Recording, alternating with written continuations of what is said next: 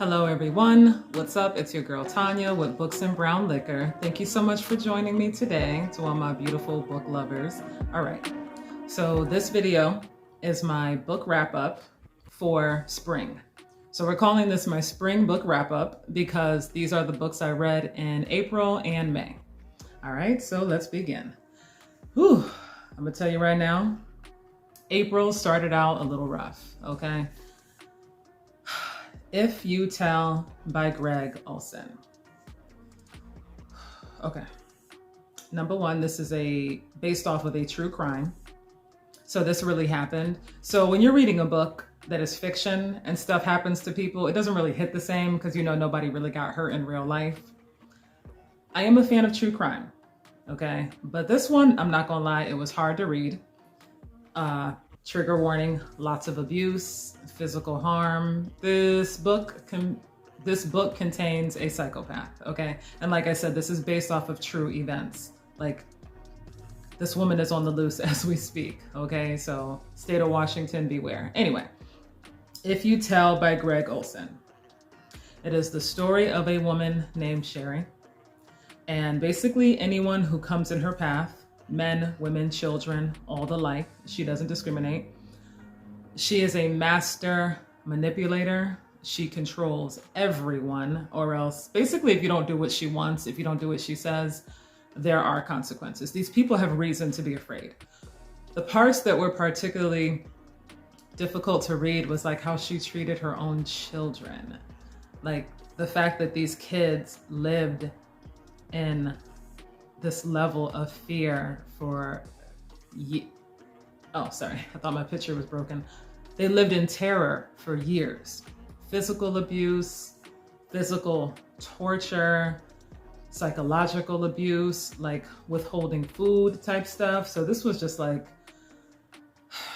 this was hard to read. It was a good story. It was a good book, but I'm gonna be honest, like that type of content, it's heavy, you know what I'm saying? And because it really happened. This story takes place in Washington. It's based off of real events. And from what I understand, because I Googled it, the woman who actually committed these crimes with her husband, and I think the husband was a victim too, because basically if he didn't do what he was told or else, you know what I'm saying, type thing. But she went to prison and she was released in 2022. So what I am saying is, state of Washington, beware. Hide your kids, hide every damn body. Because like I said, anybody who came in her vicinity could get it. You know what I mean? And it's not like, a lot of times you hear stories about someone was abused and that's what made them that way. But no, she was born this way. She was born this way. This is who she is. This is who she was. And even like her parents were like victims of her. Like the stuff she did to her own parents, if she didn't get her way, the things that she did. She didn't just have a tantrum or slam the door. The things she did in retaliation to her own family. This book could have easily been called Memoirs of a Psycho. That's all I'm saying. So yes, it was a good book, but it was very heavy, knowing that these poor kids suffered through all this stuff and they were afraid to tell because they knew the consequences were huge, because they knew firsthand what she was capable of, okay? So If You Tell by Greg Olsen, I gave it a 4 because it was well written. Like I literally felt like I was in the house with these people. I felt like I felt like afraid for these people. Like when someone did something, I was like, oh shit. Like I genuinely felt afraid for these kids and for the other people that she came in contact with, because they had no idea what they were dealing with. Because that's like a true psychopath. They start out charming. Ted Bundy was charming, right? Psychopaths are charming. What's that other dude? Ed Kemper. Intelligent, charming, with bodies in his trunk. You know what I mean? So she starts out intelligent and charming. She pulls you in, and she has a way of abusing you and making you feel like it's your fault. Master manipulator. So anyway, that was hard. That was heavy. After reading that book, I definitely needed to change the pace. So anyway, I gave it 4 stars because, like I said, it was well written. I literally felt like a fly on the wall experiencing all this horrendous shit. Okay? Those of you that read it, you know. But like I said, if abuse, child harm, if that's too much for you, this is not your book. Okay? You don't need to read everything that everybody reads. So if that's hard for you to read, this is not your book, straight up. Even though I did enjoy it. Even though it was tough. All right, as weird as that is. Moving on. So after reading the crazy psychopathic abuse of If You Tell by Greg Olson, I needed a change of pace. I wanted to read something fun. I didn't want to hear nothing about nobody getting beat, murdered, or none of that shit.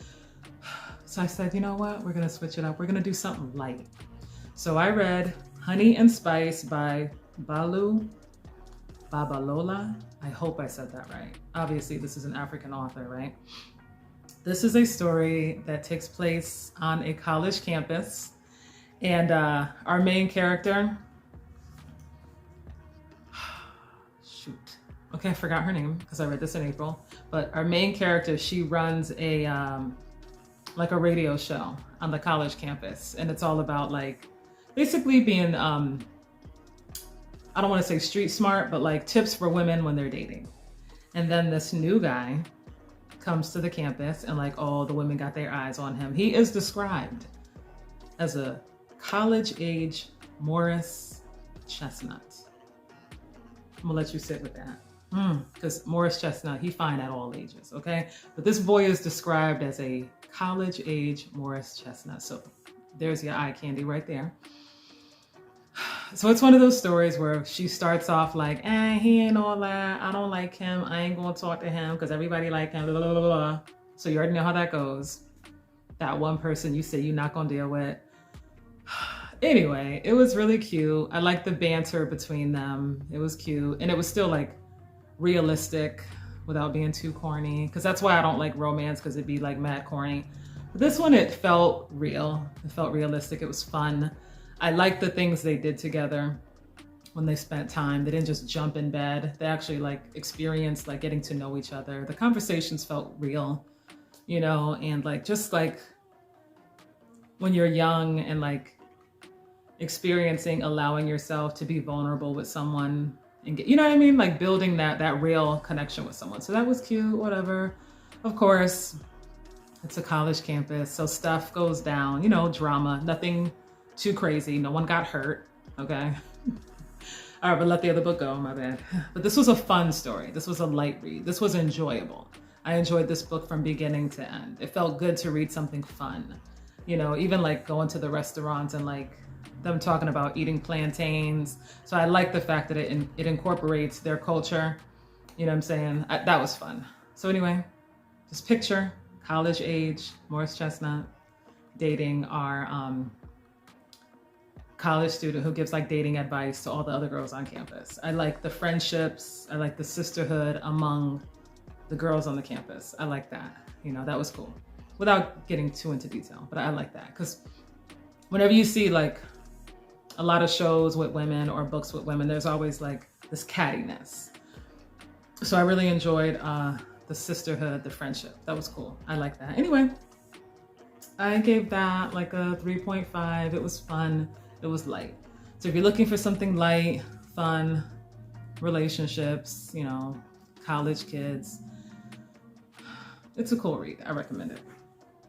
I know she has another book out. I thought I saw it at Target or whatever. But anyway, my next book for April was The Woods Are Always Watching by Stephanie Perkins.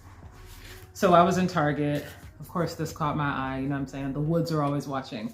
This is from the same author that brought you There's Someone Inside Your House. And they also made a Netflix movie. I liked There's Someone Inside Your House. I liked that one better. This one was not bad. It was okay. It was a little bit cliche. So what we have it takes place in North Carolina. We have 2 girls that have been best friends since all through school. They just graduated high school, and one girl is staying to go to school in their hometown. The other girl's going across the country to California. So it's this is like their last hoorah before they start the next chapter of their lives and go their separate ways, right? So this is their last hoorah. So they decide in scary movie formula fashion, they're gonna go camping in the woods, just the two of them, in the fucking mountains in North Carolina. Because that sounds so fucking fun, right? We're gonna go by ourselves. We don't need no guys. We can do it. Mind you, this is their first time camping ever. Okay. And they go to the mountains of North Carolina by themselves. And it's a shit show. They don't know what they're doing. They're fighting over like drinking the last bit of water. Like they being petty, they getting on each other's nerves. They're cold, they're tired, they're hungry, you know, and then they feel like, what you call it? Like one friend notices first that there's something not, she feels uneasy. And you know, when you're camping, you have to go to the bathroom out in the woods. You have to walk a certain ways from the tent. So when she's going to the bathroom, she's like, she hears someone in the woods. Now there's no one else around on this campsite. And what pisses me off in typical scary movie fashion, she tells her friend, I think there's someone out there. Oh, it was probably an animal. I hate when people do that. I told you, I think there's someone out there. No, it was probably just a deer. Bitch, I know Bambi when I see it. You know what I'm saying? So the tensions keep rising between the two of them. They're not getting along. They're getting on each other's nerves. They're stuck out here in these godforsaken woods. And then they realize that the things they feared are real, okay? There's always some, I don't want to say too much, but whenever you see woods on TV, there's always, I'm trying not to give too much away. All I'm going to say is sometimes the animals are not the scariest things in the woods. That's all I'm going to say. So for me, this was like, I guess it wasn't what I expected. I expected more from like girls in the woods and the mountains fighting for their lives. It was, some stuff went down, but to me, this was just okay. To me, it was just okay. I wasn't like on the edge of my seat. Like I was reading this on the plane and I was literally like dozing off. Then I was like, oh, let me finish this. Like I wasn't like excited to see what was gonna happen next. So it was just okay for me. So this was like a 2 for me. Like I said, I enjoyed There's Someone Inside Your House a lot more. That felt like Scream, the movie Scream to me. So this was just okay. Anyway, moving on, let's get to the fun stuff. So May was more interesting. So we got 3 books for May. So the first book I read in May, child, The Last Mrs Parish by Liv Constantine. Let me tell you about this shit. This book was absolutely intoxicating, okay? The way the plot twist, oh my God, I'm telling you. But I got some things I got to say about this book. Now, number 1, hell yes, this book is good. Hell yes, it's a 5-star, all the way, no doubt. We have a woman who grew up on the wrong side of the tracks, if you know, like, I guess lower middle class type of person. And she's the type of woman where that's not good enough. I need to make sure I bag me a man with some commas in his bank account so I could live the good life. So her plan on doing that, because there's nothing wrong with living the good life if you're the one that worked for it. But when you basically befriend a rich woman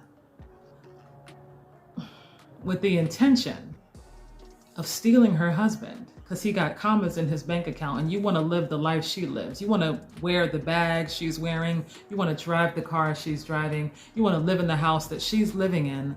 And instead of going out and getting your own damn man, I want your husband. So that's her plan in the beginning of the book. But what I will tell you is that when your intentions are not right, karma has a way of getting that ass.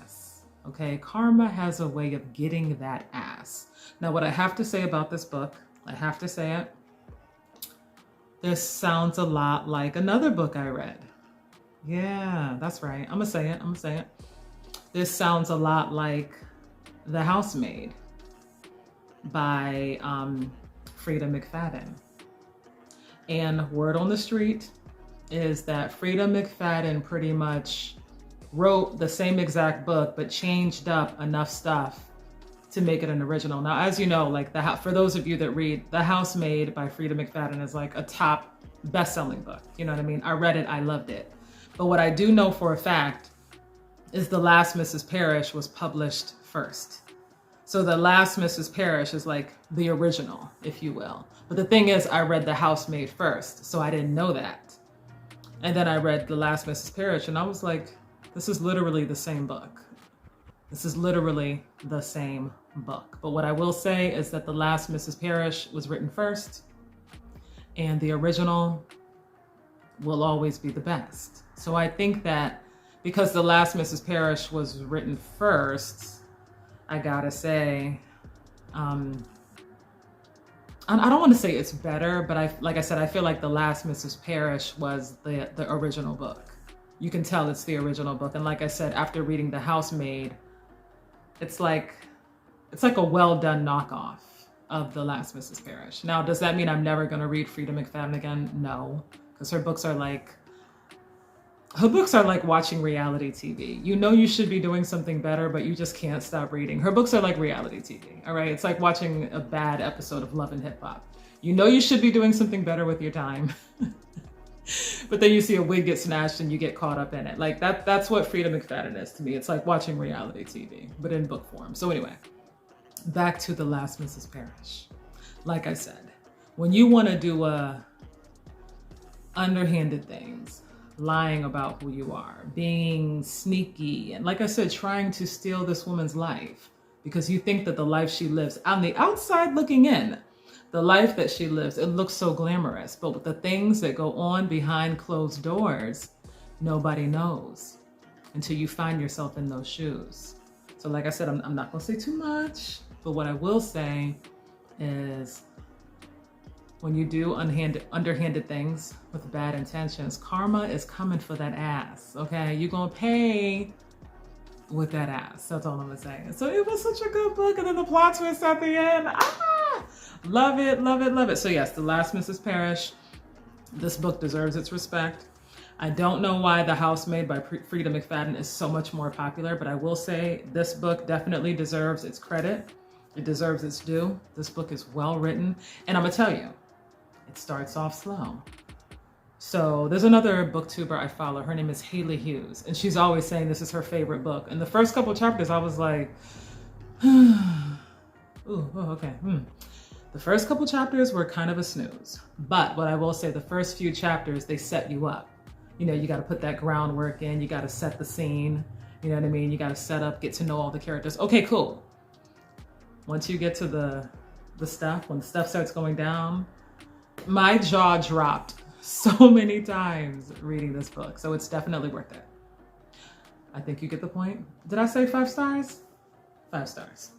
All right, moving on. So The Kind Worth Saving was my second book for May by Peter Swanson. The Kind Worth Saving is a sequel of The Kind Worth Killing. I loved The Kind Worth Killing by Peter Swanson. The plot twists, the plot period, but then the plot twists. And then there's like a woman and there's a character in the book who just be like getting away with all types of stuff, you know, like, you know, disposing of evidence and stuff like that. Like it's nothing, okay? So that made that first book so good. The second book, The Kind Worth Saving. It's a decent book. It's a decent read. I wasn't over the moon about it like I was The Kind Worth Killing. The Kind Worth Killing, I literally could not put that book down. That was a 5 for me. The Kind Worth Saving is more of a 3 for me because I didn't hate it, but I wasn't in love with it either. But it was interesting enough to keep my interest. But I wasn't like, oh my God, what's going to happen next? That first book, honey, The Kind Worth Killing, if you haven't read it, now you know, okay? 5 stars. But this one, it was okay. It was okay. I didn't love it, I didn't hate it, but I was like, it's okay. Whatever, we're moving on. And the last book, Bones and All by Camille DeAngelis. Now there's a movie. I think the movie looks just like that. There's a movie, and I always want to read the book before watching the movie. I feel like the book was good. I like the story. I like the fact that this girl is a monster, because whenever you see monsters on TV, it's always a male, the outcast, and this is a female. And basically the book starts out like literally chapter 1. No joke. This is not a spoiler. This is literally the first sentence. She had a babysitter by the name of Penny Wilson. And this is the first person that she ate. Ate. It doesn't say if she's a vampire, a carnivore, a leviathan, whatever the hell. She eats people, bones and all. Because you know, a vampire, they suck the blood, they leave the corpse there. They literally consume people like chicken, like bones and all, hence the title. So like I said, in this story, our girl, her name is Mirren, and basically she eats people. So basically she is a 16-year-old girl, and her mother always have to pack up and move because she keeps fucking eating people, all right? Her poor mother, right? Like, I just got this new job and you done killed this motherfucker, now we gotta move again, type stuff. That's what's going down. So she finds herself on her own. Okay, she finds herself on her own. Very early in the book, her mother is like, look, I'm tired of the bodies. I'm tired of having to switch jobs all the time. I can't do this no more. So she ends up on her own at 16 years old. And she wonders, am I the only person like this? The answer is no. She crosses paths with another person who is like herself. They eat bones and all. Like I said, I don't know if they're a vampire, a leviathan, a lichen, whatever the fuck. She eats people like chicken, okay? And she finds out she's not the only one. And basically this is like one of those journeys of self-discovery where you're running away, then you're trying to find out who you are, where you know, because she was raised by her mother only. So like, who's my father? Is he a monster too? I don't know. So she goes on this journey of self-discovery. Meanwhile, while eating people.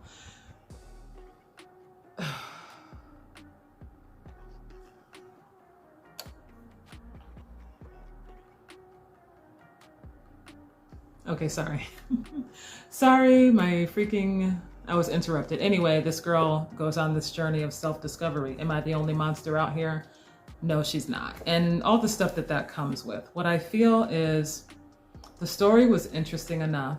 There was a plot twist toward the end that I did like, but at the same time, the end of the story doesn't really give you a conclusion. It doesn't really give you a resolution. It's like, yeah, my name is Mirren. I eat people, I kill people, but I'm trying my best to be a good person, and I'll try not to kill as many people as I really want to, because I'm trying to blend in society, but there's not really like any resolution.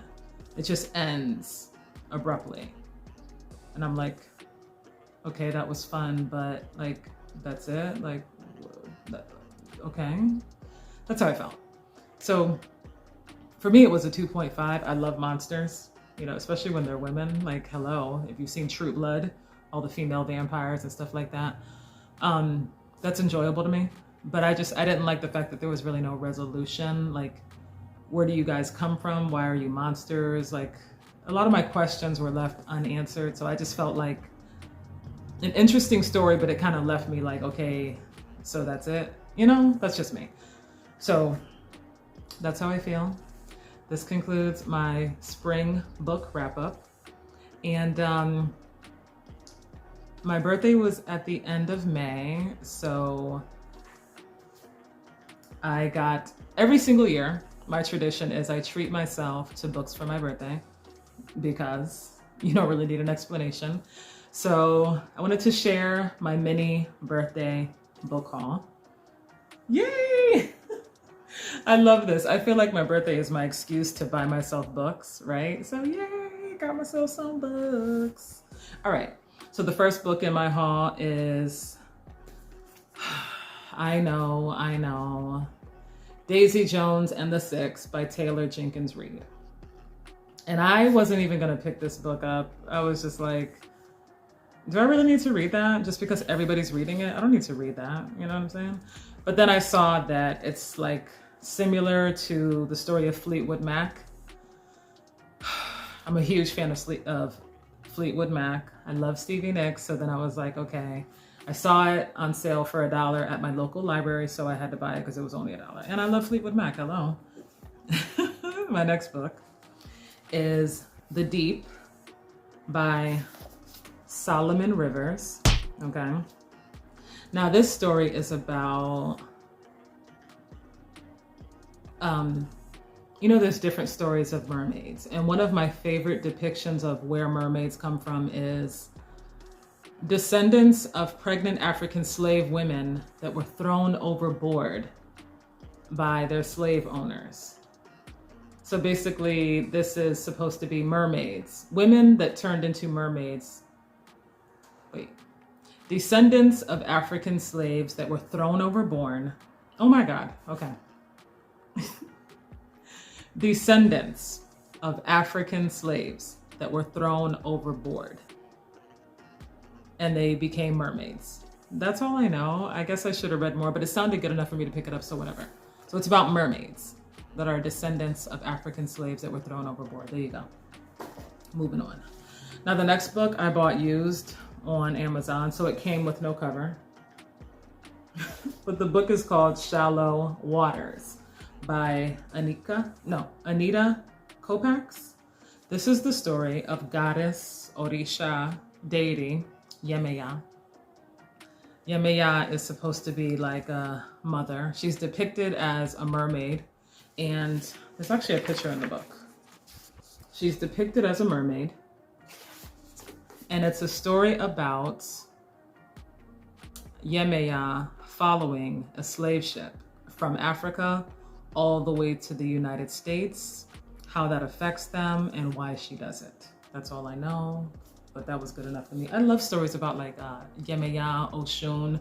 You don't see a lot of representation, so if I can find a book with stories that reference these goddesses, I'm here for it. The next book is Black Candle Women by Diane Marie Brown. I think this is a debut novel. This shit right here. You know, I love books with magic, you know, witchcraft, hoodoo, voodoo, all of it. So this is a story about a family of women, generations of women.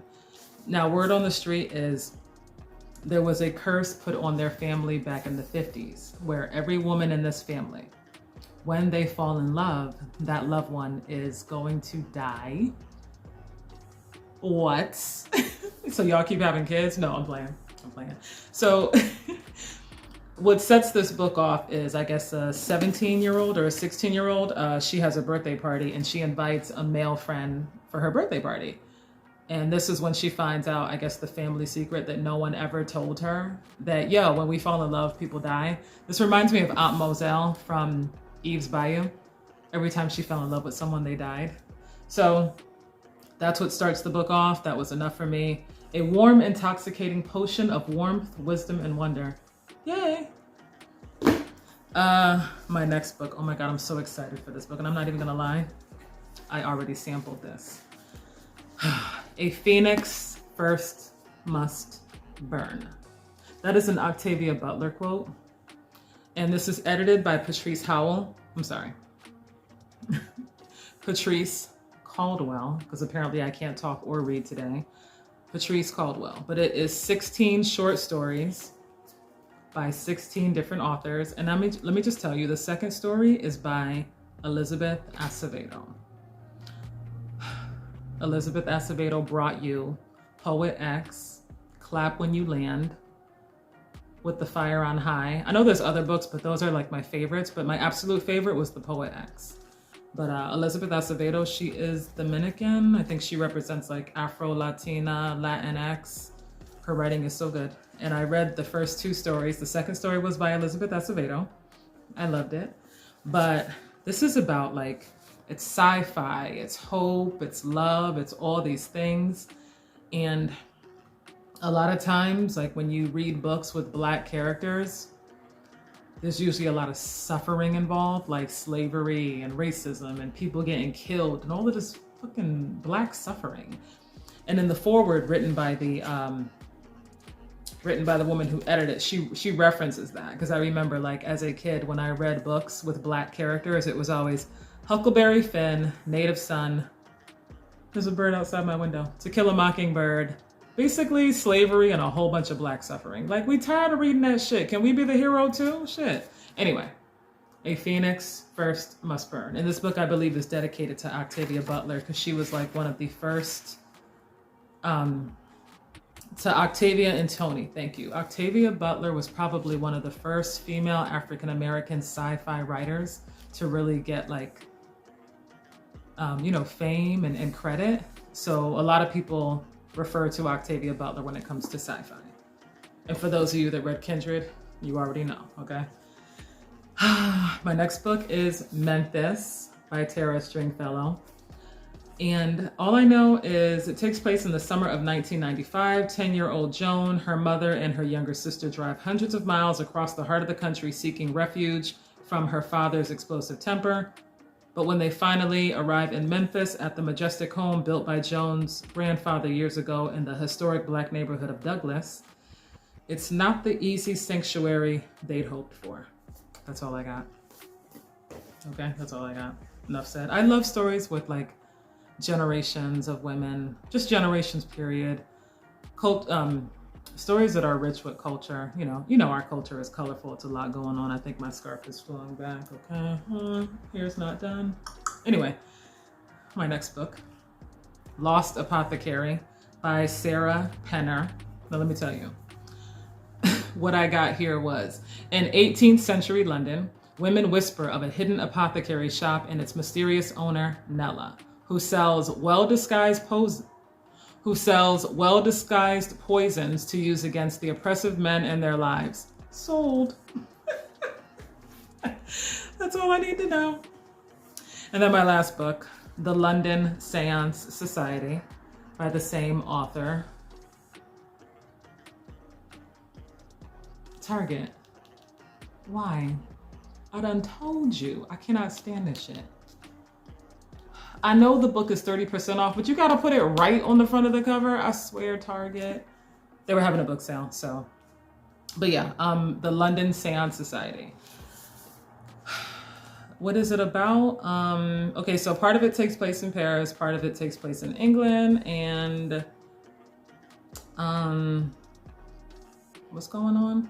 One character is trying to find answers to her sister's untimely death.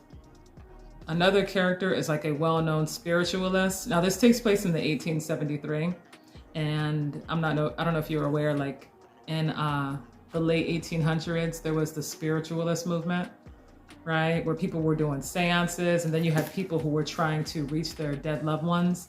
And there were like people doing parlor tricks with like magnets under the table, like the spiritualist movement. It was a whole thing, okay? It was a whole thing. So anyway, yeah, so one woman is like the spiritualist who can talk to the dead. And then the other woman is trying to find out more about her sister's death, trying to find out, I guess, who was responsible. And then these two team up because there's something going down in London, and that's all I know. But it sounds good, all right? I mean, you got spiritualists, you got a cult, you got supernatural, paranormal activity. That's all I need to know. I'll let you know how it is. Anyway, happy birthday to me. Thank you for watching. I wish you good reading. Bye.